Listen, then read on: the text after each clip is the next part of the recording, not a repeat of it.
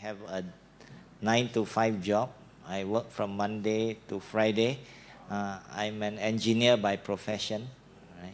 And then on Saturday, Sunday, I pastor the church. So I have no rest. I've been doing this for 16 years. Yeah. So I really, I really wanted to be here with all of you, but I really cannot. In fact, I almost could not make it to this conference because 2 days ago, as I was having meeting with my colleagues at work, suddenly my ear, I heard okay, yeah. Suddenly my ear on my right side, I hear a loud sound, and then everything is echo, And I haven't gone to see the doctor yet, but over here, maybe right now I cannot hear you properly on my right side. Yeah, so I pray that this will be okay. You pray for me, because my hearing is is maybe having some problem, right? Yeah. So I'm married. My wife is not here. I have 2 daughters, one 19 years old and one 14 years old. Okay. So I came to faith through this church more than 30 years ago, right? So I'm very privileged to now pastor the church. Yeah. So I think that's a little bit of introduction of myself. So Mr. Kang asked me to talk about Nepali ministry. Okay. So I actually prepared a slide, and maybe if the video is ready, okay, they can do the introductory video of, there are close to 1 million right now Nepalis working in Malaysia. Okay, 1 million, almost 1 million foreign workers working in Malaysia, documented and undocumented. Okay, it is quite shocking to know that there are so many foreign workers here. Okay, if you go to the hawker center, you go to the shopping mall, you can see almost people who are serving, they are all foreigners. Okay, no locals. Yeah. So this is the situation here. Malaysia depends on foreign workers to build its economy. Okay, but what happened is Nepal, they send all their young people to Malaysia to work, and in Nepal, very few young people. If you go to Nepal, you see in the village they are all women, right? Women do all the hard labor job. They feed the cows, They cut the grass, they work in the paddy field. They do all the work that men does, right? In Nepal, okay, where the men came here to work, earn a living, and send the money back to Nepal. Okay, Nepal, number 1 revenue for the country is through remittance. Means Nepal export people to bring money back to their nation. Okay, and if they continue to do this, you will see a few things happening. Okay, one thing that happened in Nepal will be the country is, nobody is building the country. They have no men, So the country will remain underdeveloped for many years. Okay, and that's a problem. And the second bigger problem is that family are separated, When you have the father to come to overseas to work for so many years and don't return, okay, what happened to the children? The children will grow up in a home where there is no father, And it is not ideal for children to grow up in an environment where they don't have daddy at home. No fun, not ideal. So we see there is a generation of lack of fathering, in Nepal. So the young people, my heart really goes out to them, So all of them are here. So in 2003, okay, about 21 years ago, this church started the Nepali ministry. The house opposite. And remember in our first meeting, because they work as security guard, they finish work when the mall is closed. So they come for the meeting at 11 p.m. at night. Okay, so when they come to the meeting at 11 p.m., the first meeting we have 5 people. Okay, in 2003, October 24th. Okay, October 24th, 2003, we started our first Nepali fellowship. And 12 years later, it grew to 27 fellowships. Okay, so that's how fast the Nepali ministry grew. Actually, if you go to Nepal, it is very hard to reach the Nepali. When you go there, okay, you have challenges. Number one is they are all Hindus, and it is not easy to share the gospel with Hindu. And they are in their family and they will be very close to the gospel, right? In fact, they don't want to listen to you preaching to them. Okay, but when they come here, their hearts are open. When they come here, they see another fellow Nepali, speak their language, eat their food, eat dal bhat. They also, wow, you know dal bhat? No? Okay, right? They eat their food, they speak their language, and they begin to open up, right? And then they ask, wow, what are you coming here for? Oh, we are coming here to learn about Jesus, So their hearts begin to open, and many of them came to know God through here, right? And I remember in that 10, 15 years of ministry, thousands of Nepalis have come to know God.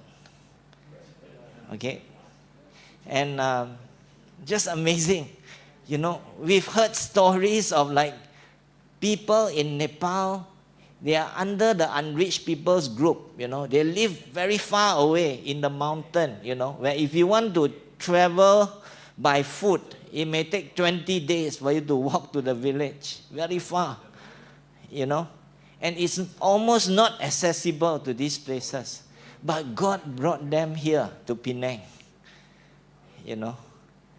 And for them to know the gospel, One thing I can tell you that we think that, we have great plans to reach this nation, that nation, this nation. But God has even greater plans, The plans of God actually is beyond our imagination. God could bring people, from very far away, distant, in the jungle to come to the city and listen to the gospel. So that's how many Nepalis came to know God. Okay. And in this ministry, it is really, sometimes it's really very sad because you hear a lot of stories. They come here, they work 10 and 20 years. Every month they send money back to their country. Without fail, they send money. And one day when they go back to Nepal, they find that, hey, my wife is no longer there,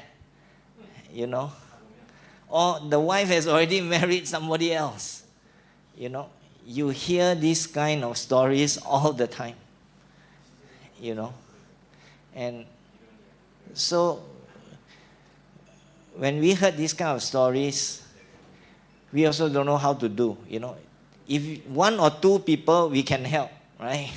If you have thousands of people, how are you going to help everybody? This is a God-sized project. So when an earthquake happened in Nepal, right? There was a time when I started to feel that God is asking me to go and see what I can do in Nepal. So when I traveled to Nepal and I look at the earthquake areas, houses came down, and people without house, without clean water, without food and all that. I was thinking to myself, I have some donation from church members. This is not enough to feed one family for 1 month. How am I going to feed the nation? It's like, God, teach me how to multiply my 5 loaves and 2 fish, And then I started to think about business plan. Right, business plan. So the idea is really to help the Nepalese who return here from here to have something that they can do so that they can generate income. Okay. Rather than we keep sending money, how much money can we send? Right? We are a small church. We don't have so much money to send to them. So I decided to use my skill and my knowledge, because in my workplace I do business development, right? So I help my company to develop new business, to generate income. So I decided to use this skill to help the Nepalese who return.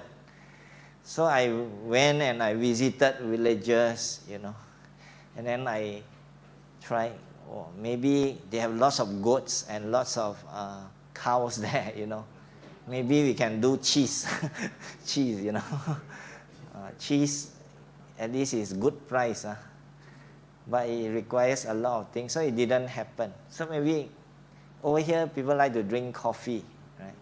Maybe coffee is good, right? Coffee, but then we look at coffee. Coffee, you have to plant the coffee tree, and you have to wait 5 years before the thing fruit, and then the first early fruit, the coffee cannot be used. It has to be, the tree needs to mature before the coffee is good. So coffee also cannot, And then there are lots of tea in Nepal. Tea is very cheap. The tea bag is very cheap. So just cannot. Almost at the last day, I went to a village where one of our returnees from here, from Prai, he invited me to his village. So we climbed out the mountain, walked about 2 hours to his place in the mountain where we can see the beautiful Annapurna mountain. Then he showed us his hospitality. He gave us rice cake with honey. So I see, there is honey here, Say, where do you get your honey? Right? So they say, we over here in our house, we all do beekeeping, the traditional way we do beekeeping. And suddenly it struck me that honey is very expensive. Honey is something that can generate income. It has high value. So I told him, how much honey do you have? You go and collect from your neighbor.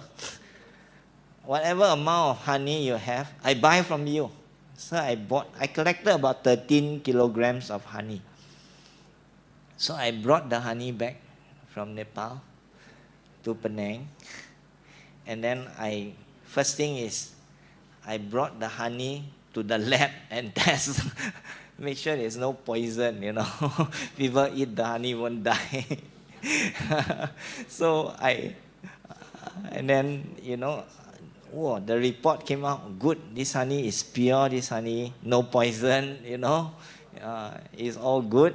Then I decided to share this idea with the church. I say, this story like I told you. I say now I have 13.5 kg of honey. Say, if let's say we're going to import honey from Nepal, and sell it, would you all buy? They all say, yes, we'll buy. So that started that vision. So we started to think of it seriously, to produce honey in Nepal and import, to Malaysia. So the second batch of honey we got was about 350 kg, I remember. And we sold everything. Okay, then we said, this is good. God is encouraging us, right? So we started to incorporate a company, right? We call our company Maha Works. Okay, Maha in Nepal means honey, that word. In Malaysia, Maha means great. And we normally refer to God as the great God, that Maha Kuasa, Almighty, Is that correct, Pastor Solomon? Yeah. So So it is a good word. So that's why we call Maha Honey, and that's how the company started. So the company started with, I share with some people, I say we cannot use the church money because church and business, we want to separate, right? Because business is risky, and we don't want to be answering to the church for everything. So I say anybody here is stupid enough to put 20,000, and when you put in your 20,000, you kiss your money goodbye. Okay? Put in 20,000, you kiss as many times as you want. Okay? And say goodbye to your money. Okay?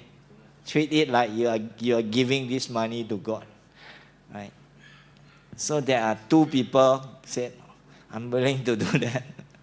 So 3 of us, I myself also put in now because I started the idea. I have to put in my money. Right? So we put in 60,000 to start the company Maha Works. Okay. So I want to share with you a slide. Okay.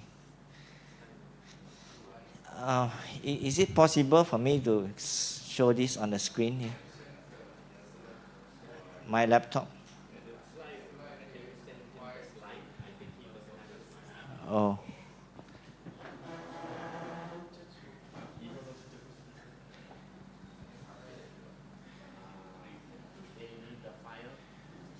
Okay. Do they have the?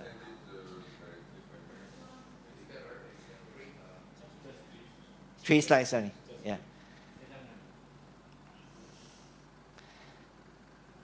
Okay. Never mind. I can continue to tell stories. Yeah. So anyway, we started the company with 60,000, right?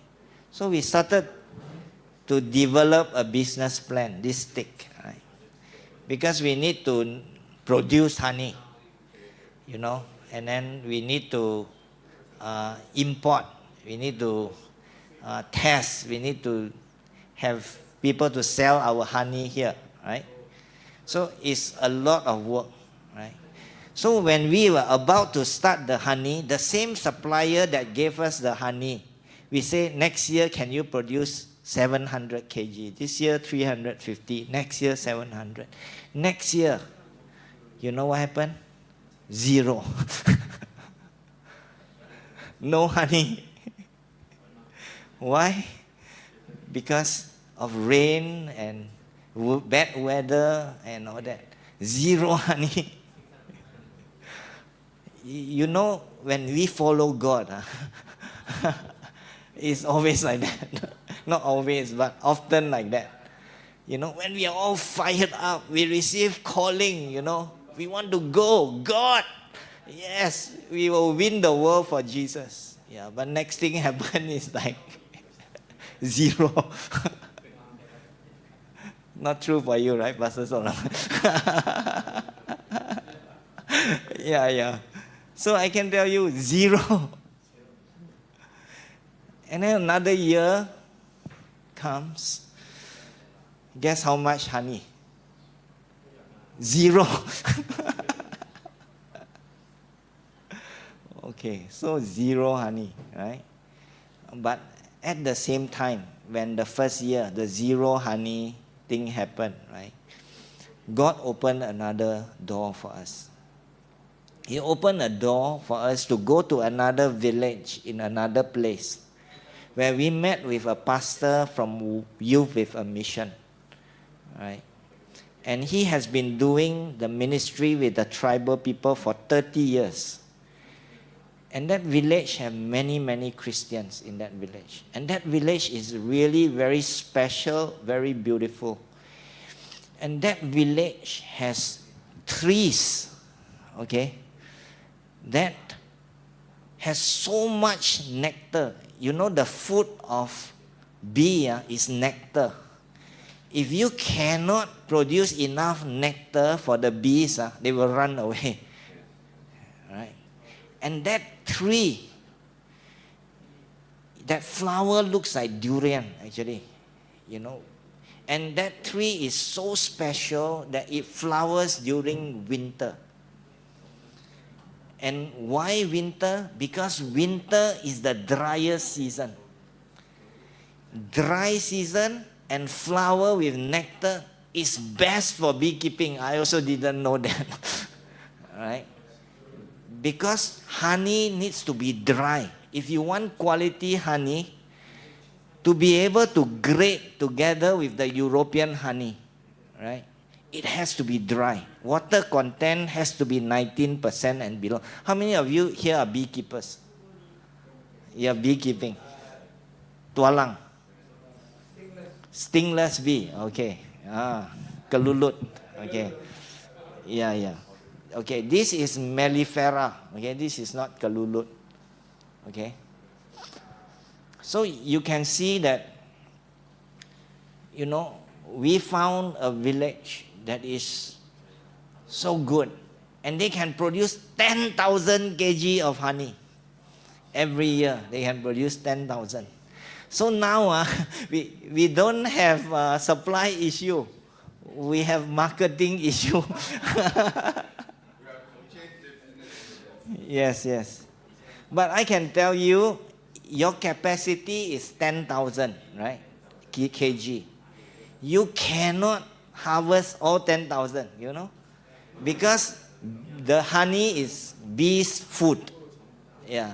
So you can only harvest 50%. Yeah, stinging bee. Yeah. So this one, if let's say 10,000, you can only harvest 5,000. And out of the 5,000, you can only get maybe 1,000 or 2,000. Okay?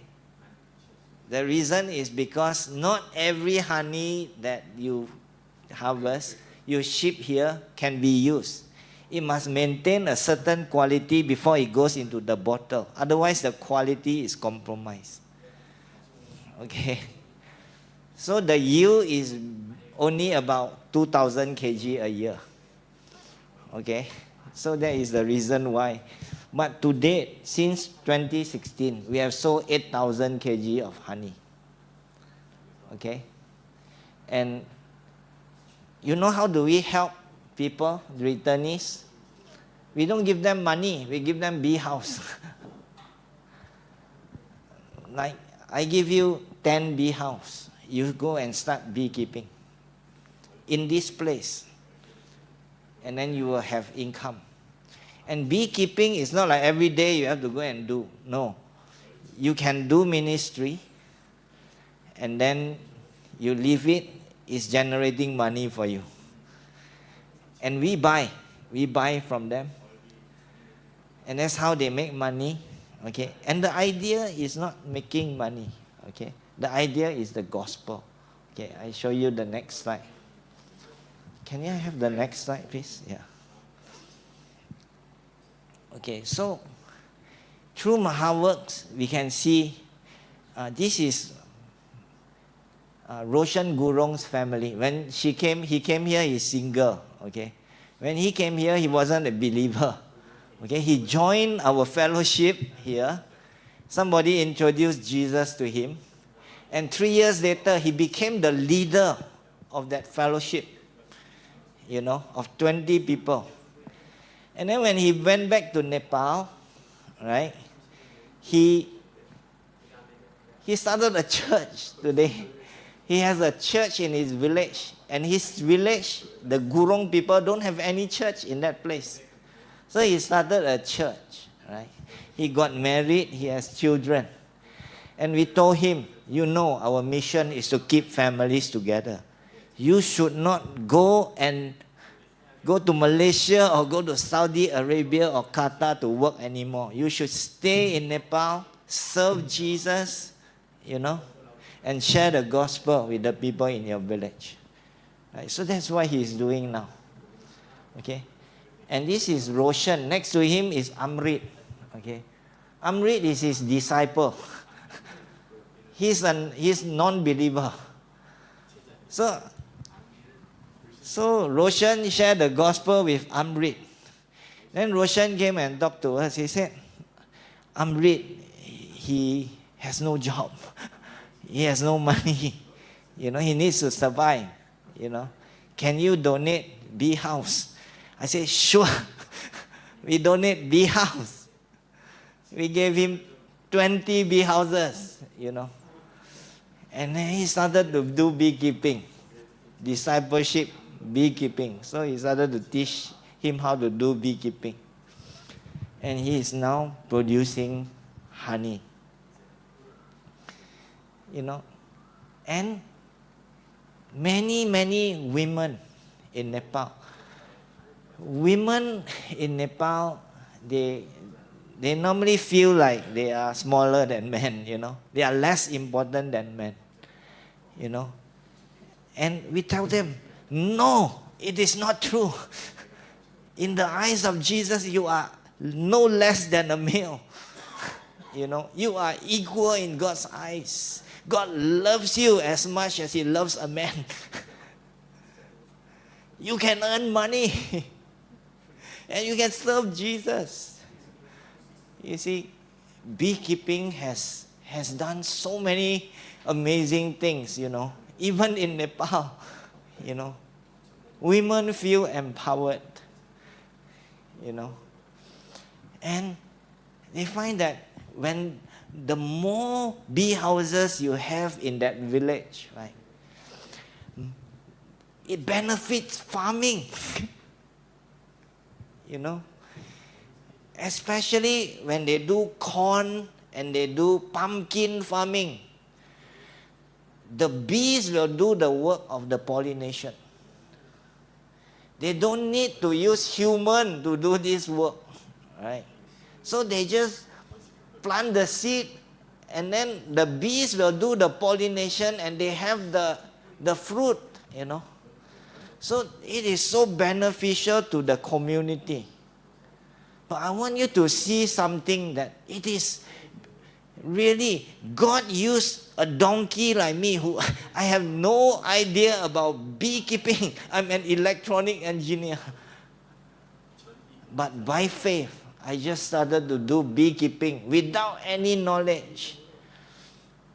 But God could use me. And when today I look back and I see, I'm not just helping this. I'm not just make disciples. I'm not just helping this woman to have a sense of worth.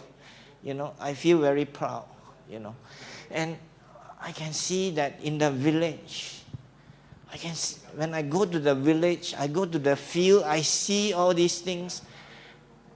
I feel, God is so great and so wonderful that He could use any one of us if we are just willing to be used by God.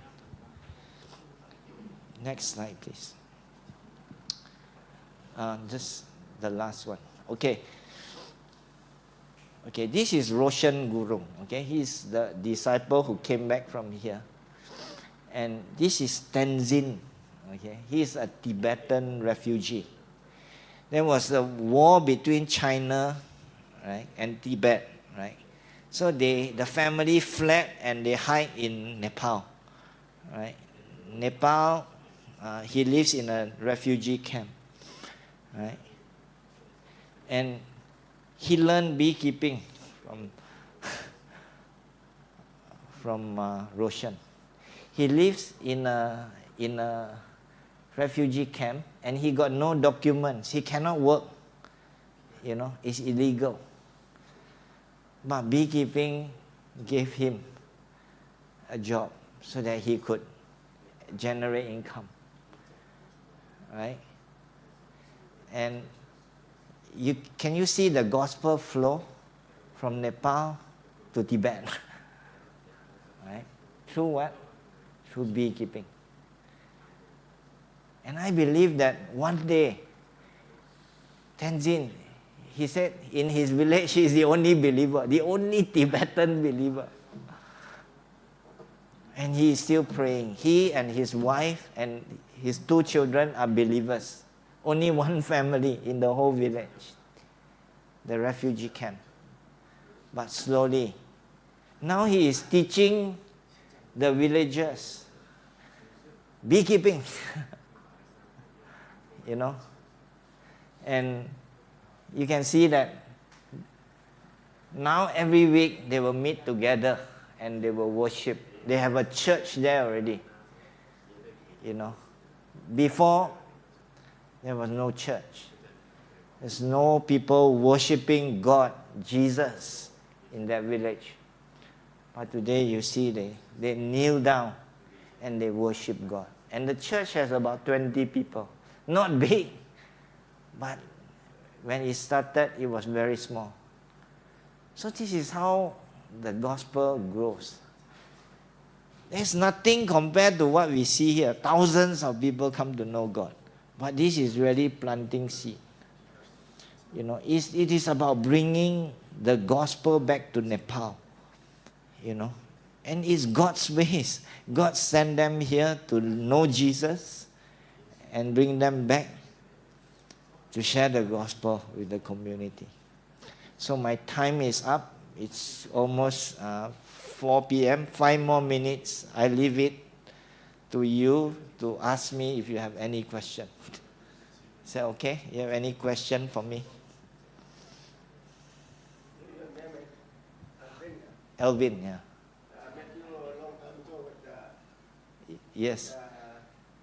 Caleb. Caleb, yes, yeah. About this beekeeping, I thought to myself, I tell my friend, only one day we will bring you to Barrio, introduce this beekeeping. Yeah. But I want to tell you that not every place is suitable, right? I think Pastor Solomon understand, right? You need flowers, you know. If you have flowers, and you need the right temperature, I think Barrio is suitable because Barrio is cold. It's like Nepal. Yes, Barrio is very suitable, and yes, and half a kg of honey is sold now for 130 ringgit here. 1 kg is sold for 260. No. Small bottle. Half a kg of honey. This small bottle, 130 ringgit. Kalulu is even more expensive. One nice thing, a lot of people are wearing that one in the town. In Nepal? No, in Sarawak. Oh, Kalulut. Yeah. Okay. Kalulut is very hard to extract the honey. You have to use needle. Yeah. This is very easy. Okay. This one got sting. Got sting. Yeah. This bee is big. One hive can produce 30 kg 1 year. 30. Okay, Kalulut cannot. Yeah, okay. Kalulut, I think a lot of research is done on Kalulut now, okay. But it's not a production bee yet. You can't do production. This is production. And you need to extract it properly. The honey needs to be very clean. And it needs to be tested in Germany to get certification. Yeah. How about the Goat ministry. I got no time to talk about goat, but goat is very hard. Goat and farming and all this is very hard because goat, 1 year good, 2 year good, next year all die because of disease. When you have that, everything dies, it's all finished, gone.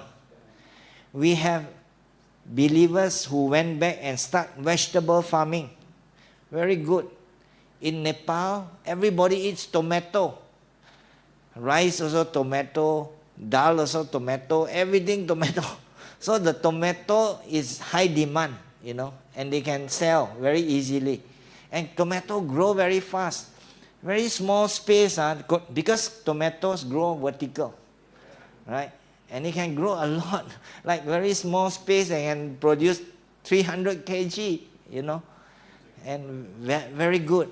Okay, but the problem is disease.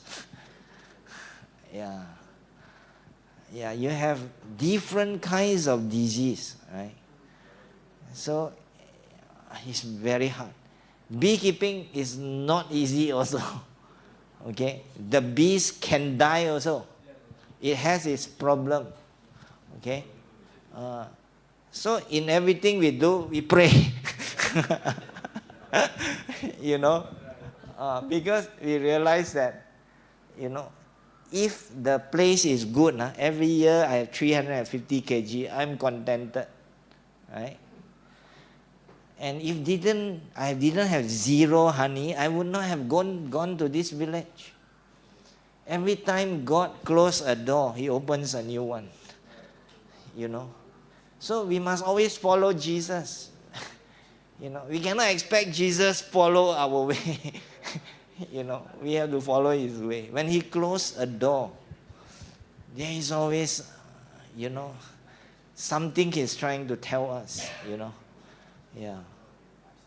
So, the early stories I told you was Roshan Guru.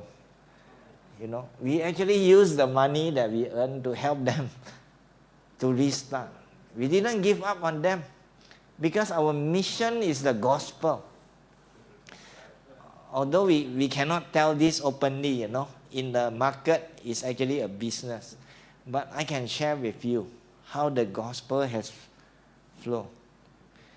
And I'm going back to Nepal this May, right? I'm going there. I'm going to meet all of them.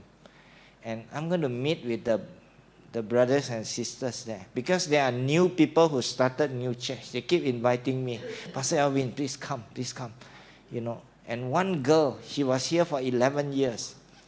She came to the Lord here. And then she became like a pastor to all the girls. Somehow the girls just like her. They call her like big sister. Any problem, they will go to her. You know, she is so pastoral that, you know, she can just share Jesus with them and they will just love and hug her. And she went back to Nepal. And she walked 2 hours just to go to the village and to preach to the people. Walk. Then every morning she would text me at 3 a.m. Nepal time, 3 a.m. And she will share with me a devotion. This is one of the ways we need to test, you know. We cannot believe everybody, you know. And maybe this girl will do 1 month, 2 months, 3 months. She does it. Not 1 month, 2 months, not 1 year, 2 years, 4 years she's gone back. She has never failed sending me devotion every day at 3 a.m. She wakes up early and she prays. That fire of Jesus in her heart, that she walked 2 hours just to share to the people in the village. And after 3 years, last year I said, what can I do for you? She said, I need transport. We gave her a motorbike. You know, we just don't give people anything. Sometimes it doesn't help in ministry by just giving money, give car, not helping them, right? But for this case, we gave her a motorbike so that she doesn't have to walk 2 hours, you know. And God is doing amazing things. I can tell you, amazing things. And it's no longer here. The work is actually in Nepal, you know. But we need to discern what God is doing in different seasons. Right? This tribe that you've been working with, Yeah. in Nepal, ordinary tribe. Have you ever met this Gorkha? Gorkha, yeah. Yeah. Yeah. They came to our place during Yeah. conference. So Gorkha is a name, it's not a name of a tribe. Okay, there are many different people that are selected to be Gurkha soldiers, like Gurung tribe, Tapa. These are all the tribal people that they are most of them are fair skinned. You know, these are the people that they are very special. that they can be soldiers, somehow these people, they have special ability. Like there are people who, they can really stand the cold, Yeah, and there are also special people that they become tour guide, for Everest, like the Sherpas, Yeah, but don't support that, because the Sherpas are the ones who get killed most of the time and go unreported for the sake of tourism. Okay? I don't support that kind of tourism. Sorry to say that. Okay? Because I don't want my brothers and sisters to get killed for money and they have to do dangerous jobs. When people climb Everest, all the big hole, who will lay the thing across, and who will pass first? The Sherpa. If anything wrong, who will die first? They die. Yes. Just to provide for the family. And they get very little. The people who get the most are the tour agents. Yeah. Okay, my time is up. Thank you.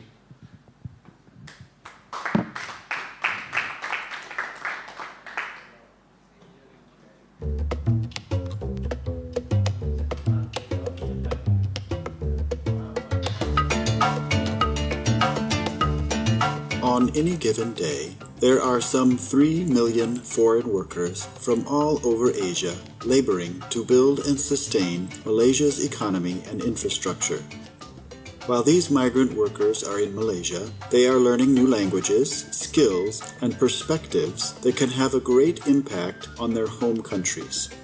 The income generated from these workers is also a significant part of the economy of the country sending them. In Nepal, for example, this foreign-earned income represents about a third of the country's gross domestic product. While Nepal sends its bright young men and women to serve in other countries, its own domestic economy struggles to create jobs and infrastructure improvements. Families are torn apart as fathers and mothers leave their spouses and children to serve for extended periods in foreign countries. Many Nepalis also learn languages and great skills that go unused when they return to Nepal. And if the returning worker has managed to save money while working, it is soon spent supporting family, maintaining a lavish lifestyle, or perhaps building a house. The worker is then left with no money, and a skill set only useful in a foreign country. And so the cycle begins again, as he or she leaves to work overseas. Maha Works exists to break this cycle by supporting the great work that has already started among the migrant worker communities of Malaysia. In the national language of Malaysia, Maha means great, and this reflects the magnitude and significance of what is happening in these communities. In the national language of Nepal, Maha means honey, and this reflects the first major project being undertaken by Maha Works, which is to support returning Nepali migrant workers through a network of honey production and export to Malaysia. We believe that the new skills and expanded worldviews developed in the lives of migrant workers in Malaysia is a great work that has already begun. We believe this great work can continue on in their own countries as they apply their new skills and understanding to invest in their own communities. At Maha Works, we want to see families stay together. We want to see young people using their skills that they learn overseas to start businesses and build the economy of their own countries. And so, Maha Works will continue that great work by developing business opportunities, networks, and resources to train and equip migrant workers so that they can return and stay in their home countries to invest in their communities in sustainable, profitable, and reproducible ways. In this way, they can share the things that they have learned while working overseas.